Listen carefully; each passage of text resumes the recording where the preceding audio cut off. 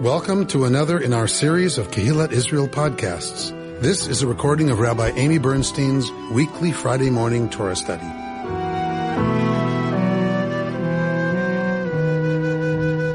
We are in Parashat Beshallach this morning. We're at the book of Exodus. As you know, we're reading on the triennial cycle, which means we're reading the second portion of every portion.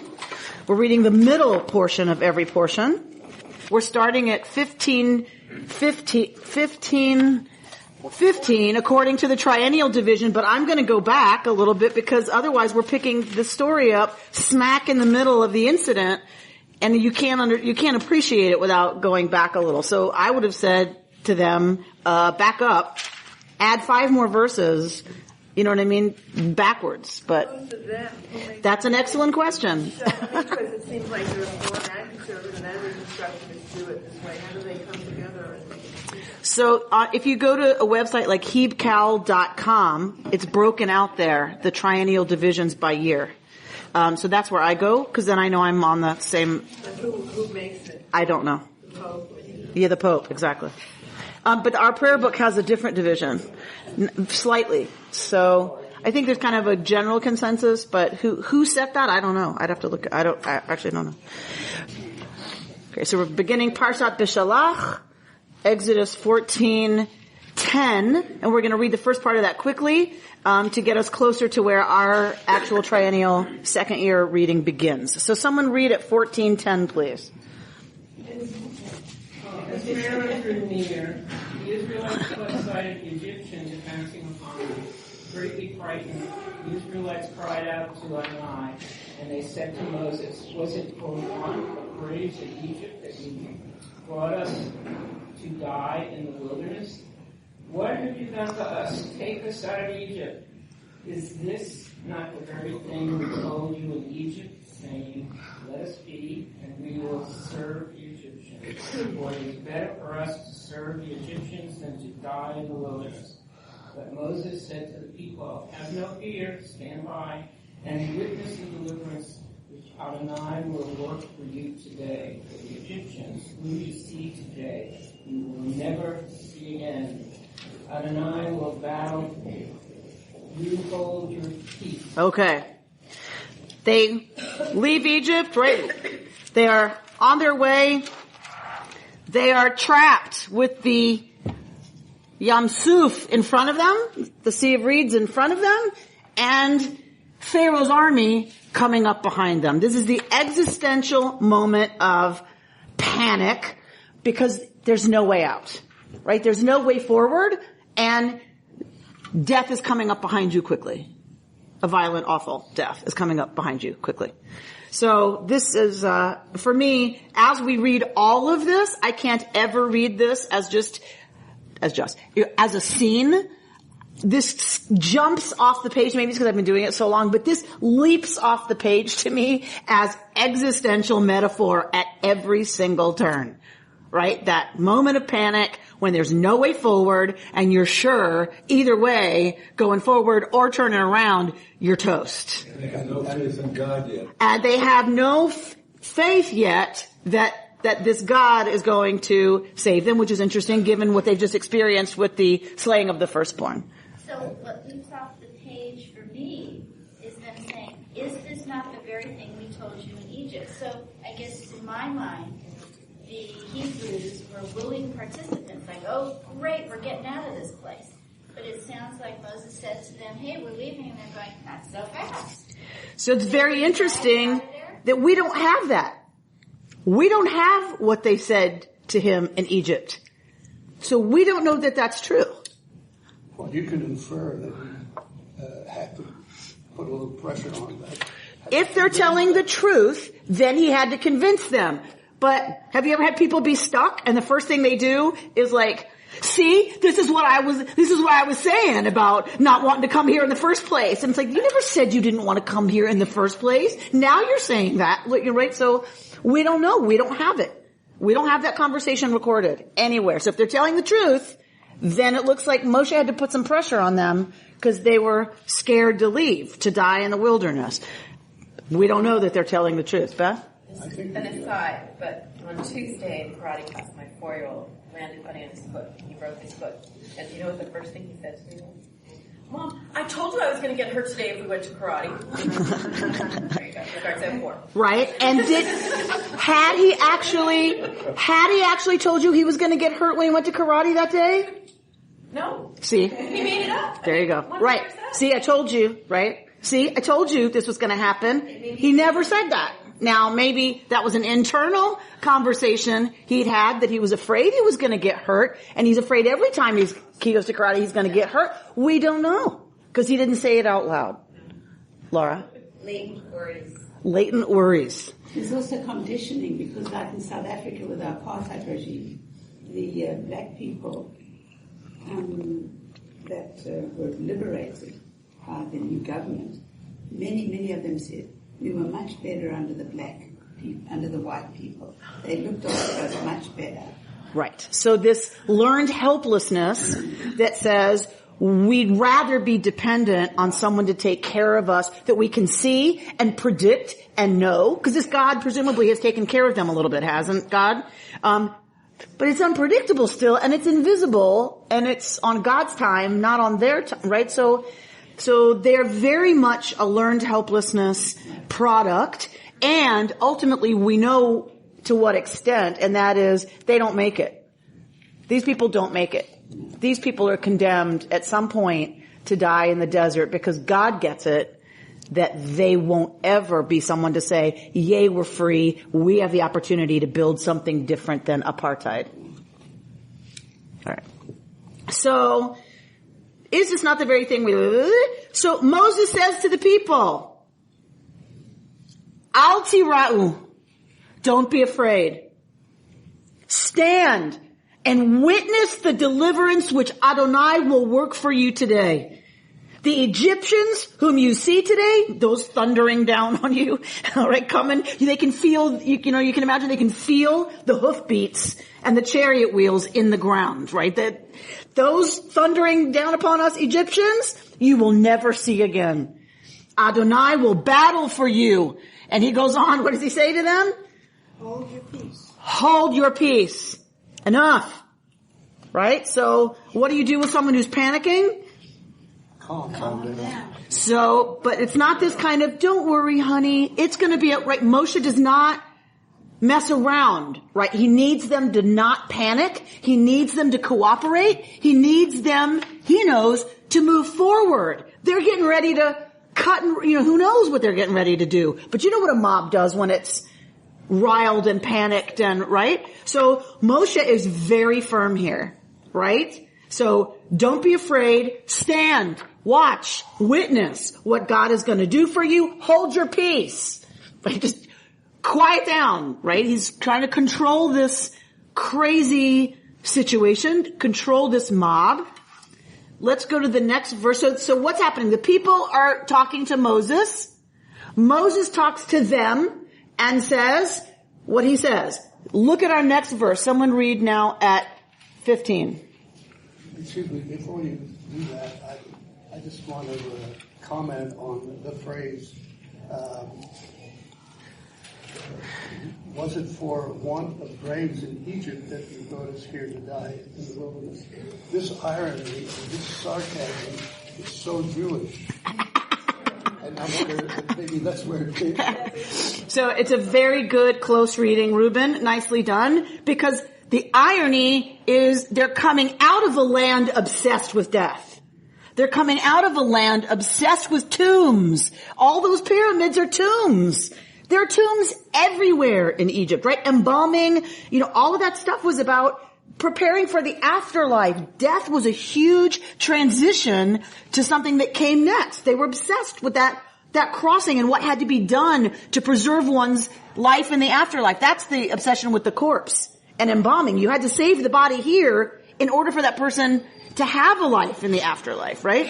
And so that's the deep, insulting irony is what? There weren't enough tombs in Egypt that you brought us out here to die, right? An incredibly cheeky, chutzpahdik, ungrateful, really cheeky response by the people. We could certainly read it that way. Moshe then responds to them very strongly, lovingly, but really a strong leader, calming them down. Someone read 15. Then Adonai said to Moses, "Why do you cry out to me? Tell the Israelites to go forward.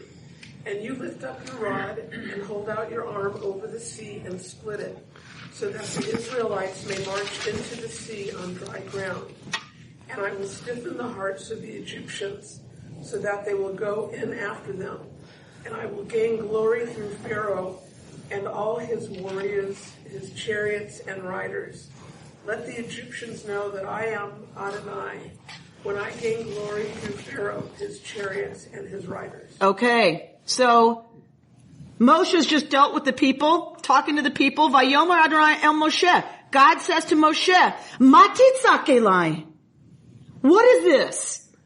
You're crying out to me. Right? Daber el bnei Yisrael v'yisa'u. Speak to the people of Israel, right? That they may go forward. Tell me what's odd about that verse. He hadn't cried out. They had. Thank you. Moshe hasn't cried out to God. The people were freaking out. Moshe handles it, and God says to Moshe, "Ma, what?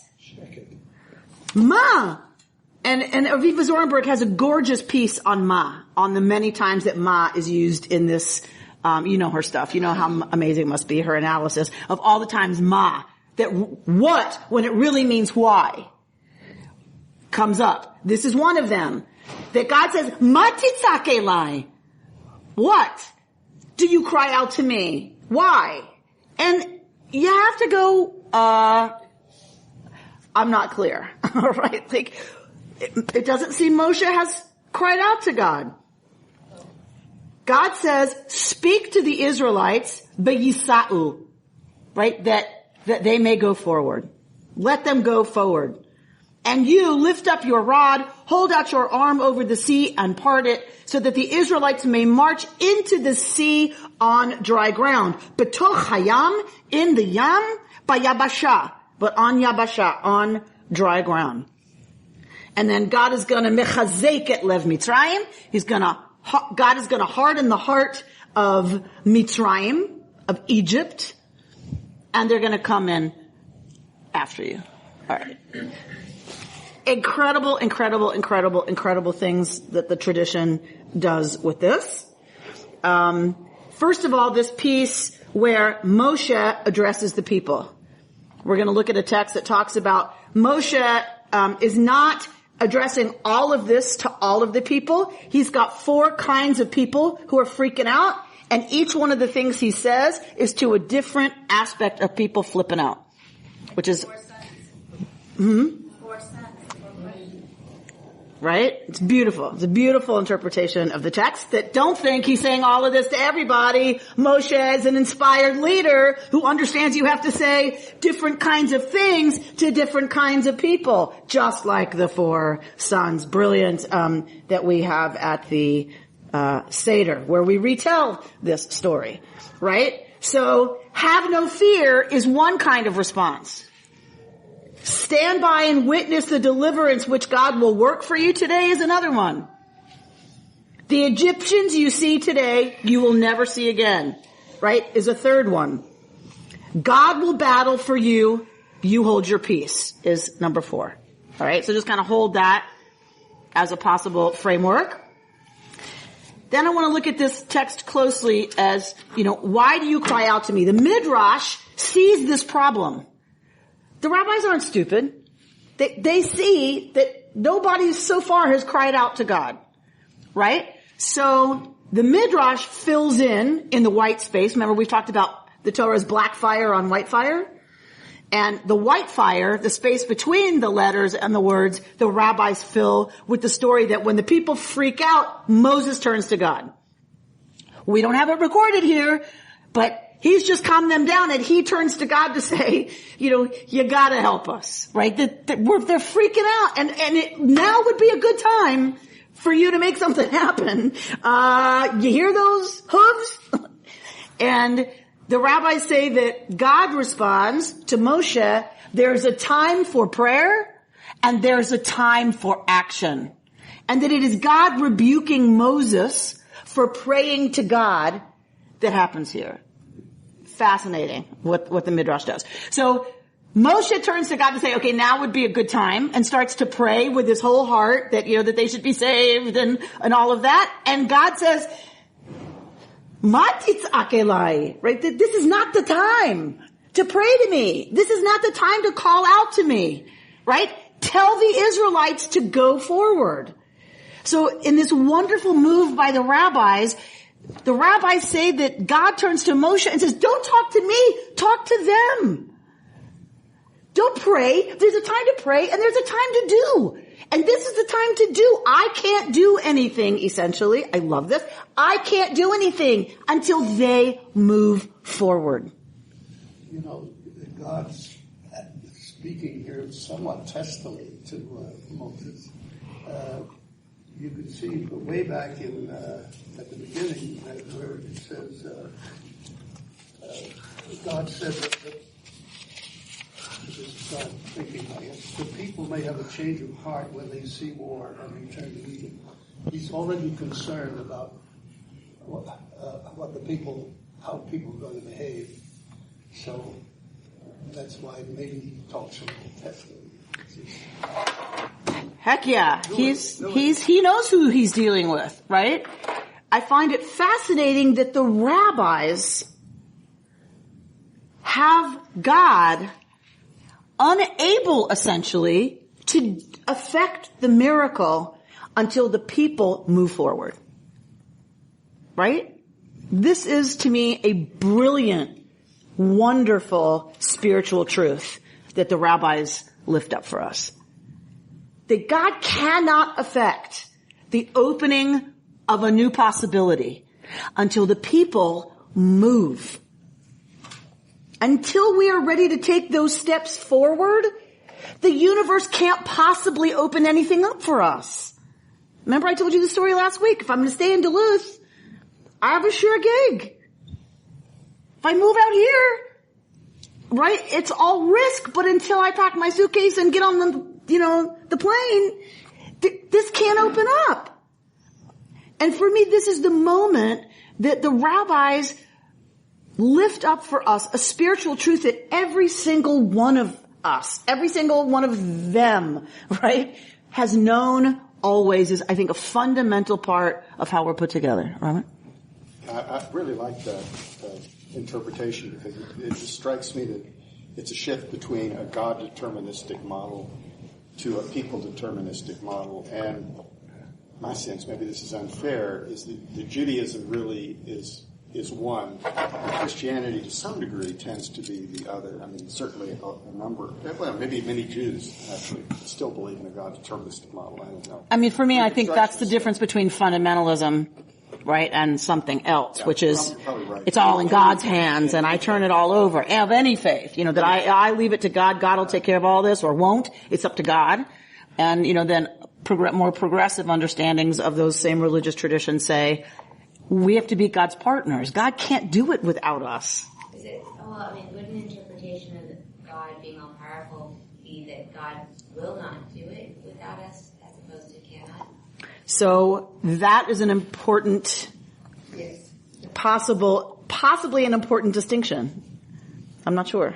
It may not be an important distinction in the fact, in the outcome, but it's a difference only in your conception of the power of God, right? I could, but I'm not going to because I want you to do it for yourself. So in either case, what I love is what Robert just said, is that it's dependent on our action.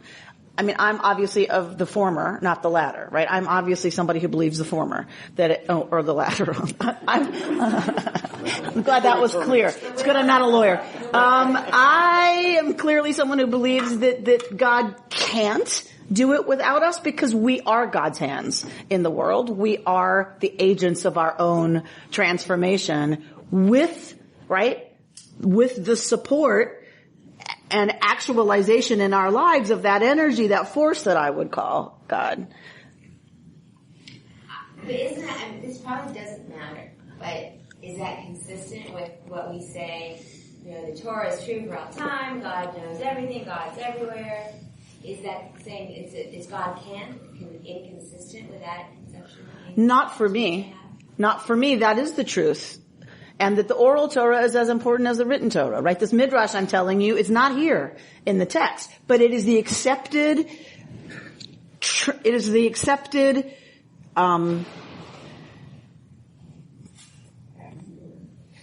interpretation, right? That most everybody who studied this text at all knows. And so for me, that's as important as what's actually written here. And I forgot why I said that. All right. So if we are in France right now. Yes. Which, thank God we're not. If we are in France right now, this is very relevant. Talk to me. Because there are many people who are running to Israel. Mm-hmm. And there are others who feel this will pass, or they can't do it, or there's a whole range. And that range must have been there. And I think, when I read this, I think France. And every other time you're in danger and have to feel like, you have to make a decision. And so I can imagine exactly what you're talking about existed the night where they had to take a lamb and slaughter it. A lot of them, I bet, didn't do that.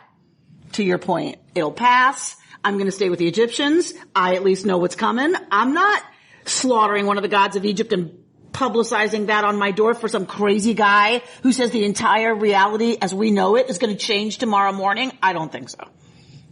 Right? I'm going to be sensible. Thank you very much. So from that point, and then, how much can people tolerate? And so I'm sure, yes, again, now comes Rabbi Larry Kushner, who studies Jewish mysticism through kind of the Hasidic, tale-telling end of things. He's wonderful. If you get a chance, read Rabbi Lawrence Kushner's stuff. He's amazing. So, but he talks about that whenever we have a serious transformation, whenever we truly change, whenever we truly, come through a scary situation, we kill the lamb, we put the blood on the door, and we go. There's always a second confrontation. Right? There's always another time we're going to get hit again, and this time it's going to be more serious. So if you quit smoking, right? You give it up, you go cold turkey, 2 weeks into it, something's going to happen that's going to drive you to pick up that pack, and you're going to have to make a decision again. But this time, the stakes are even higher.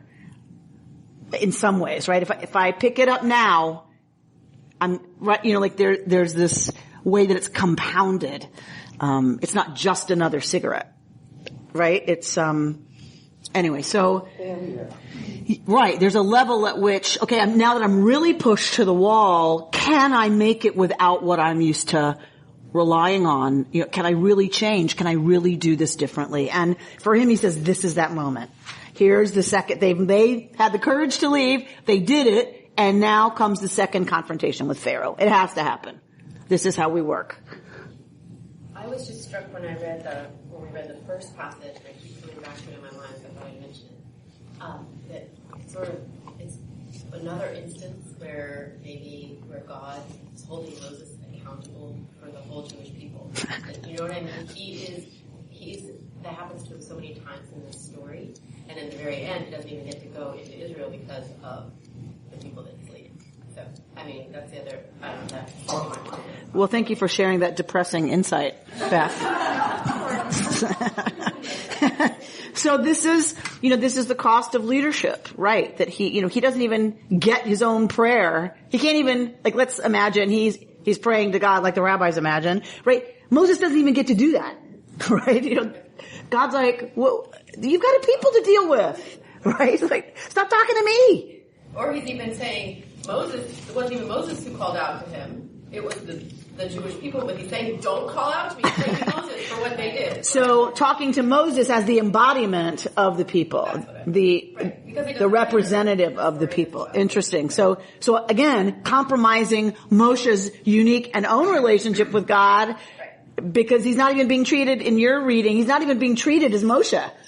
He's being treated as the people of Israel.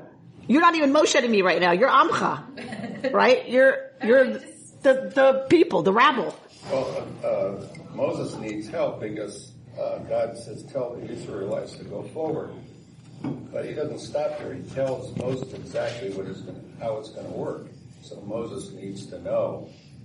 God has to tell him exactly, I'm going to split the sea and they're going to follow. So he just doesn't rely on Moses' belief. He has to tell Moses. So, right, Moshe gets very specific instructions. Right? Diane? Doesn't that also tie out to the point where we have to take responsibility for our action? Of course. Of course. I think that's exactly what it is. Yes. They have to take responsibility for freedom. It means they have to move forward. We're told that Moses is supposed to raise his arm and the seas will part and the seas happen. But that's not what happens. I thought it was somebody had to go down to the water, he had to go down to the water and make that step in. This is amazing to me. Did you hear what Susan just said? She said it says here that Moshe is supposed to stretch his hand out over the water and the waters will part and they'll move forward. But that's not what happens. Doesn't some guy go down there? Right? That's a midrash. So, but this is the power of the oral tradition. Is that for a lot of us, it's like, wait a minute, was that black fire or white fire? And we don't even know. Some midrashim have become so accepted that it is now how we understand that story. So who here has not heard of Nachshon ben Aminadab going into the water first? And they have their little ones with them. Let's not forget. Right? This is not an army. These are regular people who have been disempowered and have no idea what's going to happen to them and their little ones. It is a moment of absolute sheer existential terror that for the family you're describing went on for 2 years. I'm just wondering though, for the people, we were talking before about Jews in France and potentially leaving France. What do you think about, if we look at the Exodus story, what would be the view if we said we can interpret this story to mean that the Jews should stay in France and not leave and not flee? Is there a way of connecting it to that narrative? So that it would be heroic to stay. This question came up last week, and my answer is that no, I don't want to connect this narrative to that in terms of a should. Okay. Do you know what I'm saying? Like I can't tell anybody else should if I don't live there. And even if I lived there, I would say, here's my opinion. Here's what my family's doing. I completely understand that you need to make your own decision. I'm going to urge you to think about what my evidence is for my decision. But that's all I can do. I don't ever want to tell somebody they should stay, they should go. This story for me is not about should you leave France or not. This does not relate to that directly for me yet. Right now it could reach a place where it is, right? At some point in Nazi occupied territories, this story would have made a lot of sense. But again, this is a story about the way has been opened and, right, the alternative, they could have stayed in Egypt. And in some ways, okay, you stay in Egypt, you stay a slave. Okay, that's a choice. And we might even be able to say, I don't know, but we might say that's a legitimate option. You don't want to schlep through the wilderness. Look, this generation doesn't have a very good time in the wilderness, right? Right? They don't have it easy. They don't make it, by the way. They don't make it. They drop in the wilderness. Exactly what they just said to Moshe about, was it for want of graves in Egypt that you bring us to die in the desert? They do die in the desert because they can't let go of that mindset. But my point is that might be a legitimate option to stay a slave, but that's not our story. Our story is the invitation to become something other than dependent, right? I see it as metaphor and can only see it in some ways as metaphor for it to be really powerful for me because if God was actually here, and this is actual history, where was God at Auschwitz? Yeah. I cannot accept this as literal. This is why I'm not a fundamentalist. It is powerful metaphor. It is powerful spiritual teaching, right, for me. Not literal in that sense. I see from my husband where he's also a survivor from the Holocaust, but also fled Hungary because of the revolution. Hungary is part of the revolution. And yet he's over here, and he's still a slave from his background. That is also the possibility also that you make a step forward. And that's why they spent 40 years in the desert, to take away that mentality of being victimized. And that's what I just wanted to mention. And they didn't. It didn't take away the victim mentality. They died in the desert. Who got in? Who built the land of Israel? According to our sacred mythology, it was Natalie. That's who got in. Your daughter. Not your husband. Because he, like you said, he's still enslaved to what happened, to the past, to who that's made him.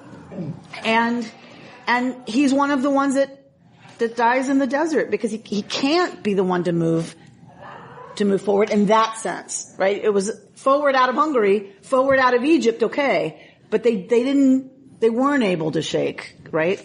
And that ultimately costs Moses. As you said, Beth, that costs Moses his entry into the land, by the way, is dealing with that people. Because the secondary trauma clearly affects Moses. Constantly dealing with traumatized people finally drives Moshe to the breaking point. And it's at that point that God says, you too now are not fit. You're too affected. You're too tainted by your career with these people. It's cost you too much, and you can't do it either. It has to be Joshua. And were it not for them leaving, the reminder is, just because you're not going to get there doesn't mean you shouldn't leave. All of the stories is, I'm standing on the shoulders of people who did leave, and they had a heart, and the immigrants who come here now, and they trade their profession for a mock. Right. They're not doing it for themselves, but for the next one. So they're in that wilderness space. I may not be a nurse anymore. I may not be the doctor or secretary, whatever professional that I was at home.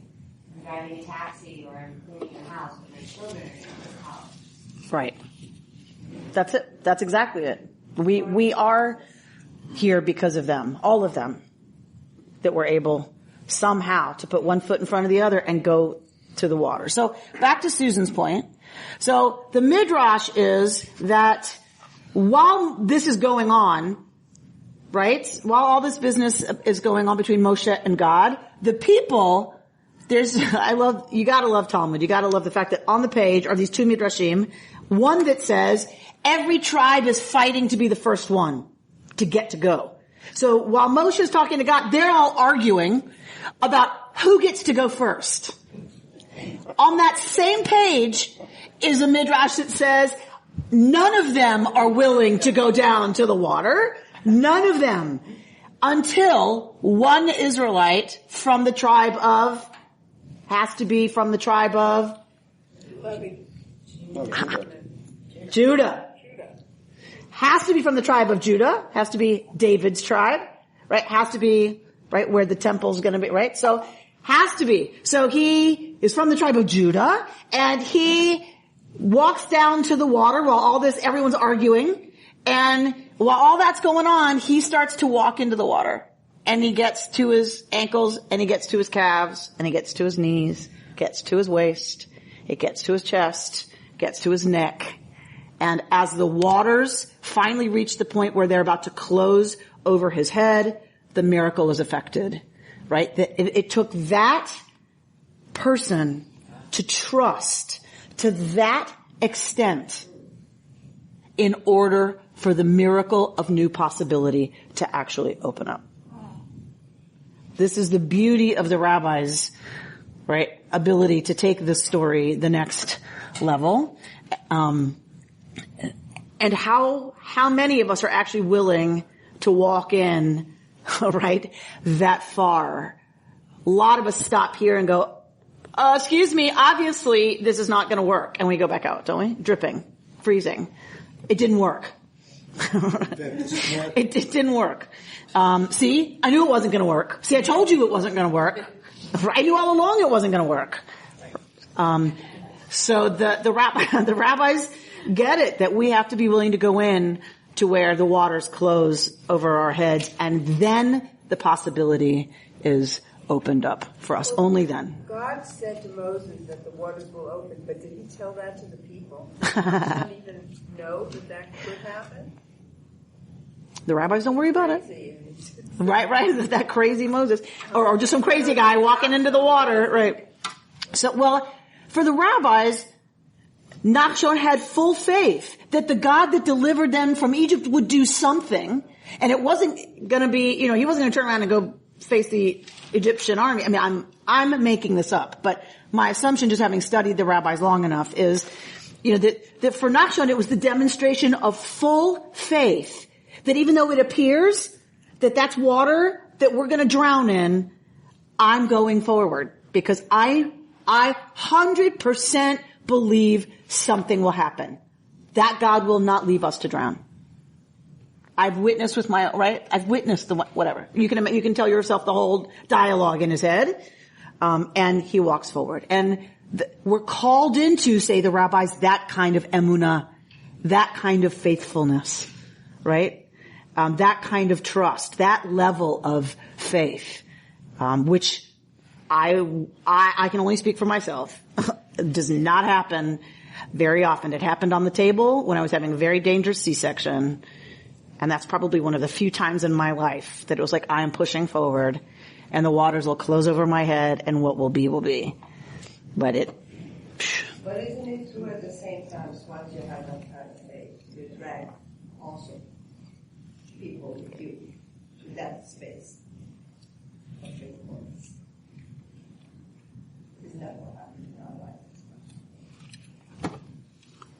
I would say, according to this story, according to the Nachshon Midrash, no. What happens is because of Nachshon's faithfulness, it opens up for everybody. In that sense, they didn't walk with him when it was water, but he opened up something that now everybody can walk because it's Yabashah. Now it's dry land. In other words, when we change our ways, we cannot change somebody else. But once we change our way, there's consequence to people around us. Nachon. And this is not a solo flight, right? According to our tradition, this is a group flight. We're in this together. What Nachshon does opens the way for the rest of the people, absolutely, to move forward. Are there any oral traditions that say Nachshon made the choice as between two deaths? He'd rather go into the water, and then God said, "Let me save him," and opened it up then? No. But you can write that story, Laura. That's really interesting, but it makes me think of people who know that they're facing the ultimate and have a less painful option in front of them. For the rabbis, it's not a tale of despair. Now, you want to write the Nachshon despairing story? That drowning is better than being cut to shreds by a chariot? B'vakasha. And we will read it together and study it closely.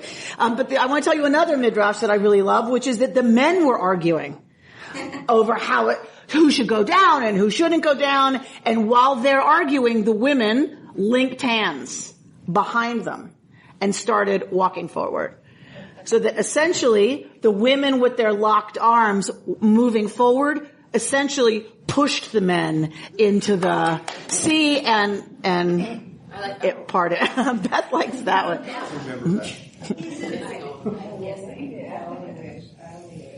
My brain is mixed up. Is it that if there's a God and he does absolutely everything my understanding from coming here is that God is calling us to be different, to grow, to be ethical, to change, to inhabit a bigger space. If somebody is constantly, we could just be taken care of 100% completely all the time, no sorrow, no sadness, Nothing. We would stay exactly the same. Nothing would ever happen. There'd be no alchemy inside of us to become people that could go into Israel. Is that it? Yep. They had to opt in. And it's only under this kind of pressure sometimes that we do. It's only when it's a spiritual emergency. I have a book called Spiritual Emergency, right? It's only sometimes in a physical or spiritual emergency that we are really, really able to do what it takes to radically grow and radically change. Talk to somebody who's had a cancer diagnosis, right? There are many people with that diagnosis. I've seen them in my office who say, I don't wish for this. I wouldn't have asked for this. And my life, it has been radically changed for the better because of this. I wouldn't ask for it. I'm not saying I wanted it. I still don't want it.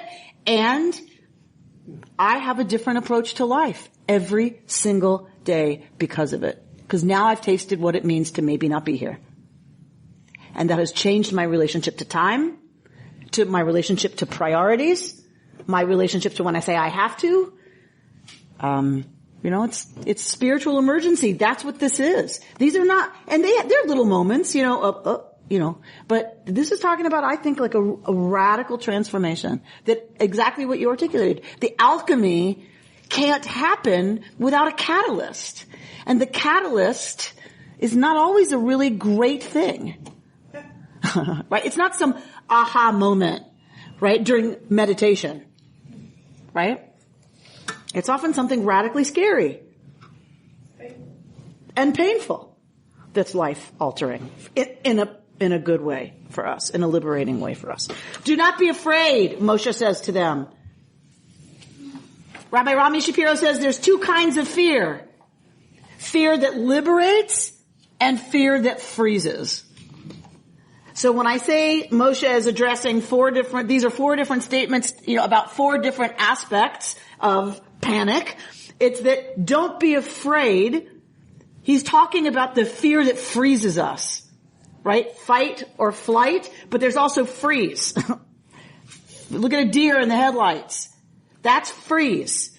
That's how they get killed because they panic and they don't know what to do and they lock up. So he's saying to them, don't be afraid, and that we fantasize that what we're afraid of, that our fear is of the unknown. And Rabbi Rami Shapiro says, fear of the unknown is impossible. We can't be afraid of what we don't know. What we're afraid of is what's ahead of us, is what's happened to us. What we're afraid of moving into, that what's out there, because we don't know what's out there exactly, what we're actually afraid of is that it's what we know that's hurt us. That there's another Pharaoh out there. Right? That there's another oppressor out there. We're never afraid of what we don't know. That's not possible. He says, what we fear is what's happened to us. Imagining their future in terms of their past. That's what leads them to want to quit, right? To want to turn back.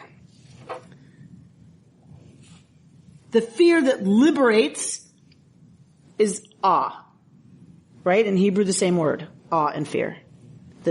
That kind of awe, that kind of fear is the kind that helps us inhabit a bigger space. They're not, we've had this discussion a million times, I know, but, and some people say they're not related, awe and fear, but I just think they are. Like, when I stand in awe of the stars and my place in the cosmos, it is definitely related to fear. A little bit. My insignificance, the shortness of time I'm given, the incredible importance of forming and raising a human being. Like, just all of it. Like, it is for me, the Hebrew gets it. There's a relationship between fear and awe that can be liberating in its own way, that calls us into wanting to do well if we only have a short time. What is the Hebrew word? Yir'ah. So you hear that Abraham was a God-fearer. it's not great in English. He was in awe of what he experienced as Yud He Vav He and lived his life in awe. That's what they mean by he was a God-fearer. He doesn't walk around afraid God's gonna zap him. Right? The English just is a tangle that I don't love. Alright, so do not be afraid. Like, don't get stuck. Y'all don't get stuck, like, in your fear of that it's gonna be just as bad going forward as what you've known. He says, right, instead, see. Take courage, right? And see what's gonna happen for you. So he doesn't urge them yet, according to this teaching of Rabbi Rami Shapiro, which I love. He doesn't say move forward yet, does he? He addresses the fear that can freeze them, and then he says, like, take heart and see what's gonna be for you, that they have to shift out of that place of fear before they can be expected to move. Right? They have to be willing to look for other options. They have to be willing to see something else, something other than what they see that's got them stuck. And that this moment of why do you cry out to me, right, is when God says, okay, now it's time for action. Now it's time for them to partner with me, and it's time for them to be able to move forward. But it's not God who's going to make that happen. God says to Moshe, speak to the people Israel. I love this. He says, speak, don't argue. Speak, don't yell. Speak, don't command. A beautiful close reading, right? That says, God says to Moshe, speak to them, not order them, not yell at them, not bully them, right? Like, you need to just talk to them. Talk to them, not at them. Talk to them. Don't bully them. Don't bully them into it. That is not liberation. That's just substituting one guy for the other. That is just a substitution, and that is not transformative. Right? When we turn from this addiction to another one, or when we turn from, right, this way of coping, to another thing that helps anesthetize us and helps us get through stuff, or one abusive relationship to another, that we haven't left. And let them move forward. Speak to the people, vayisa'u, and let them move forward. Let them. Don't make them. As long as Moshe thinks he's responsible for their actions, he's gonna perpetuate the cycle of learned helplessness. He's gonna perpetuate, as long as he thinks he's gotta make them do it, he's gonna continue to have them be people who can't make decisions for themselves. They will not grow that way. Let them move forward. Speak to them. And then let them move forward. If you want to lead and you want to help transform this people and move them out of where they're stuck into what's possible, you can't make them. You're not Superman. You don't wear a cape. You don't have superpowers. You're not that important. It's not about you. Let them move forward. Lead them to a place where they can take the steps they need to take to change, to become different.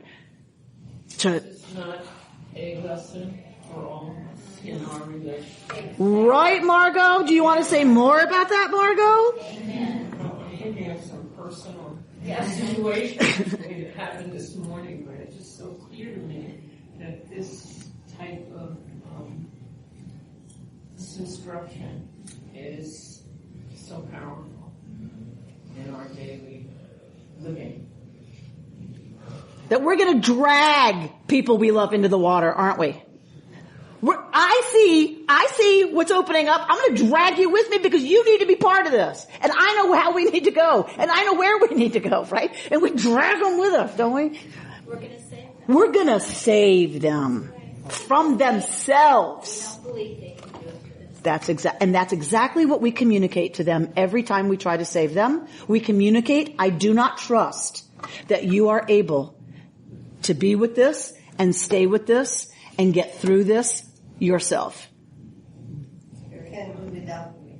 You can't do it without me because you are not strong enough and I don't trust you to do it on your own. And that is a crippling message to send to people we ostensibly love and do love and come out of the best. Think of every Jewish mother joke you've ever heard. Like out of every, right, every best instinct, we hamstring people we love, especially our children, right? And Jewish fathers, okay. So when I turn off the microphone, remind me to tell you a joke. I'm not having it on the podcast.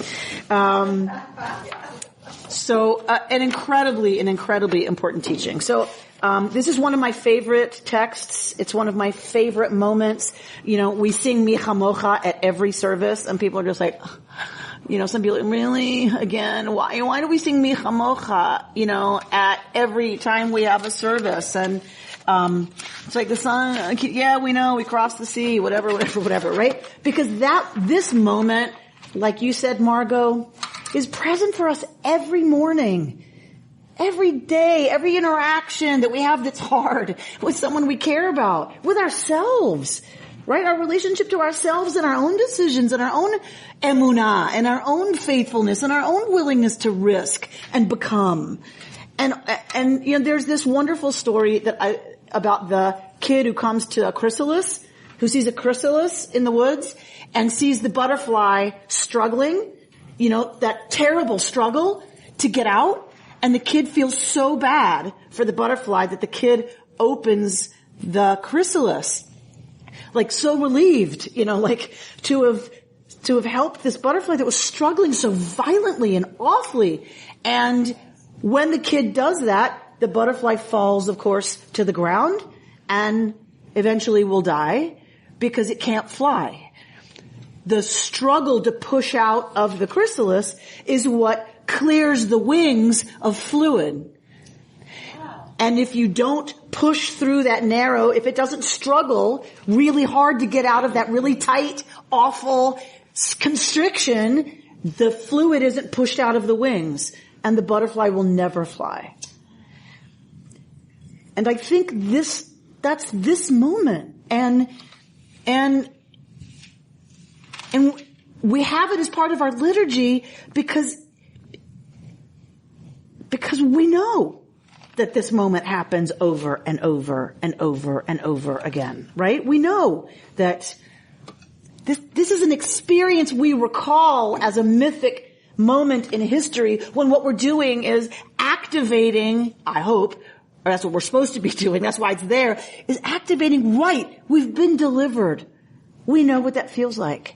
We know that feeling of deliverance. We know the feeling when the waters open and the people move. We know that. We have to remember that moment. And that's why we evoke it in every service. I wish I could tell every Jew, every time. That's why Mi Chamocha is here. Because we can remember that feeling of opening up only after the terror. Only after the struggle through that really tiny, narrow, awful opening that took everything we had to get through. Isn't it true also that every day we have to know our boundaries?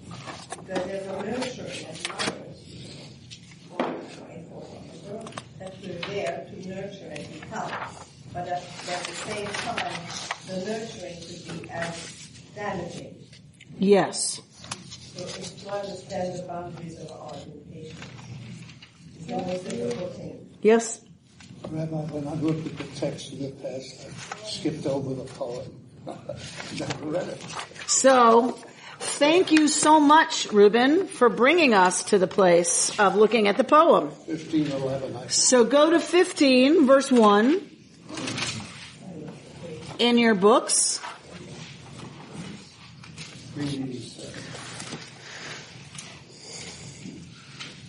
It is from this poem that Mi Chamocha is derived, which is what Reuben's pointing out. So, do you notice that is the text printed differently in your books than the rest of your text? Yes. because your printed version is preserving for you visually a scribal tradition. This is how the Song of the Sea appears in every Torah scroll. So when you look at it, what do you notice? Waves. Lots of space. Okay, Sarah sees waves. If you look at the spaces, the big white spaces, what are the shape of those spaces? I love that. The shape is clouds. Clouds have a shape, Laura? I love that. I love that. Rectangle. Clouds, they have the shape of a rectangle. And notice the arrangement of the rectangles. You get 2 rectangles and then 1 between them. The next line, 2 rectangles. The line after that, 1 between them. Yes? Looks like an hourglass. So when you see it in the Torah text, it's just straight. There's no pulling in like an hourglass. It's completely straight. The spaces, they go 2 and then 1. Like 2 and then 1. This is how one lays bricks. This is how one does mortaring. That you have 2 and then 1 that bridges them and then 2, right, and then 1 that bridges so that this whole structure is supported. So this is a visual representation of what was their job in Egypt as slaves? What were we told? Building bricks. They made bricks, and then they were to build huge edifices in space, right, for Pa'o. So this wonderful juxtaposition of at the moment of their deliverance, that poem is done visually as a representation of what was the symbol of their oppression. Yeah? Or the symbol of the cloud. Or if one goes with Laura's interpretation, the symbol of the cloud of glory moving through the people. I love it. So this is in every single Torah scroll, just like this. This poem is one of the oldest pieces of, we're not going to walk all the way through it. I just want to give you some knowledge about it because we're not going to get to it for another 2 years. 3 years, whatever. So this poem is one of the oldest extant pieces of biblical Hebrew poetry that we have. The language is archaic and in a way that is very similar to Canaanite language. So to pre-Hebrew. Right? So those languages that gave rise to Hebrew, this has a lot in common with that. It's very archaic, so we know it's very old. From the time of the temple, this was a piece of liturgy that was used. The Levitical choir would sing half of it one Shabbat and half of it the next Shabbat. It's that old. This is one of the oldest pieces of liturgy, not just poetry, that we have, meaning something they took from Torah and actually used as part of the public worship experience. This was very common in the ancient world when you had a great military victory. A paean, how do you say that? P-A-E-N? Is that how you say it? Paean? Would be written about that victory. This is one such. It does not talk about their slavery, right? It does not talk about their experience other than as the receivers, the recipients of God's mighty intervention, right? This is a military celebration poem written about the victor, which is very clearly here God, right? The words out of it. So lifting 15:11. verse 11 out of the poem, if you go to verse 11, Mi chamocha ba'elim Adonai, mi kamocha nedar ba'kodesh. Yes? Who is like you, Adonai, among the gods? Who is like you? Majestic, right, in holiness. Norah. We use this word yirah, fear, right? So this is about God. Norah, like awesome, right? Doing wonders. So this poem, it was not only at the time of the temple. By the time of the second temple, it was part of their rite, as I said. Then with the destruction of the temple, the Jews of Rome made this poem part of their every morning liturgy. That became universal, eventually, in the Jewish world. I grew up chanting this poem every single day of my elementary school life. I know this by heart. The whole poem. There was a special melody that we used for it. And when I was in Duluth, rather than just do Torah trope, I couldn't just do Torah trope. This was Az Yashir Moshe. This is a song of the sea. So I would do it the way I did it every morning of my childhood. So we're gonna close the podcast, and then if you'd like, we're gonna open the Torah, and we're gonna go to the song at the sea, and we will chant the song at the sea. Yeah? All right. Shabbat Shalom. You've been listening to Rabbi Amy Bernstein's Friday morning Torah study from Kehillat Israel in Pacific Palisades, California. For more information, go to our website, www.ourki.org.